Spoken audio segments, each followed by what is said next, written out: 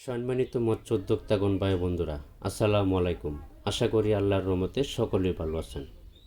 আমার এই ছোট্ট ভিডিওটি দেশ এবং প্রবাস থেকে যে যেখান থেকে বসে দেখতে পাচ্ছেন, ভিডিওটি ভালো লাগলে অবশ্যই একটা সাবস্ক্রাইব করে রাখবেন পরবর্তী নতুন আপডেট পেতে।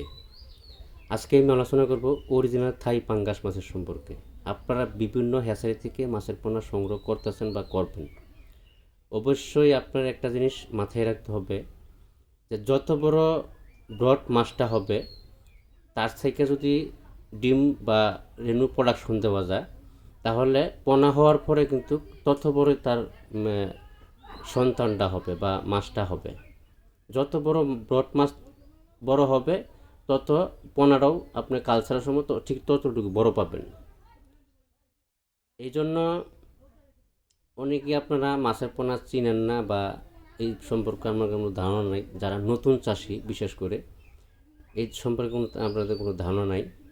তা আপনারা এই জিনিসগুলো মাথায় রাখবেন যে সবসময় মাথার মাছগুলো সংগ্রহ করবেন এবং কি এ গ্রেডের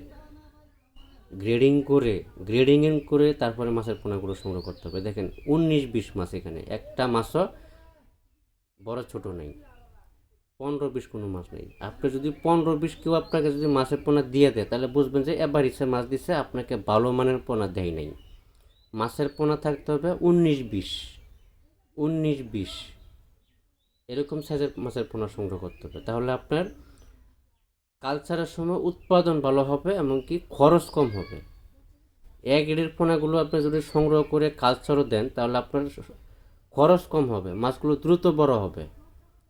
পানির অ্যামোনিয়া বা প্লান্টন এগুলি ঠিক রাখতে হবে। এমনকি মাছের পোনা যখন সংগ্রহ করবেন, মাছের পোনাগুলো আপনার ভালো জাতের এবং কি এক গ্রেডের পোনাগুলো সংগ্রহ করতে হবে। আপনি যে কোনো হ্যাচারি থেকে সংগ্রহ করেন না কেন, ভালো বিশ্বস্ত হ্যাচারি থেকে সংগ্রহ করতে হবে।